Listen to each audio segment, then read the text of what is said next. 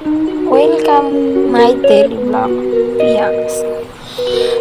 চলুন ঘুরে আছি শিয়ালদা থেকে জীবন্তকালী মায়ের মন্দিরে। শিয়ালদা থেকে মানিকতলা যে কোনোভাবে বাসে উঠে ক্যালকাটা হোমিওপ্যাথিক হলের সামনে নেমে মা জীবন্তকালী মন্দির, এখানে মাকে 5 বছরের বালিকা রূপে পূজিত করা হয়। মায়ের কাছে আসার সময়, বাইরে পুজো দেওয়ার সময় চাল, কলা, ফুল, মিষ্টি পাওয়া যায়, ওখান থেকে পুজো দিতে পারবেন আপনারা। আর মাকে দরকার হলে চকলেটও দিতে পারেন আপনারা।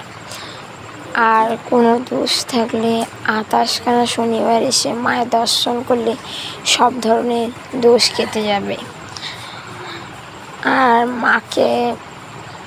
মা কোনো এক অমাবস্যা তিথিতে মন্দিরে ঠাকুরমশাইকে দেখা দিয়ে সে থেকে 5 বছরের বালিকা রূপেই পূজিত হন।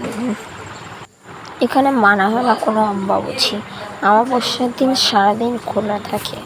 মায়ের মন্দির খোলার সময় সকাল 8টা থেকে বিকেল 1টা, আর বিকেল 4টে থেকে রাত্রি 8টা অবধি খোলা থাকে।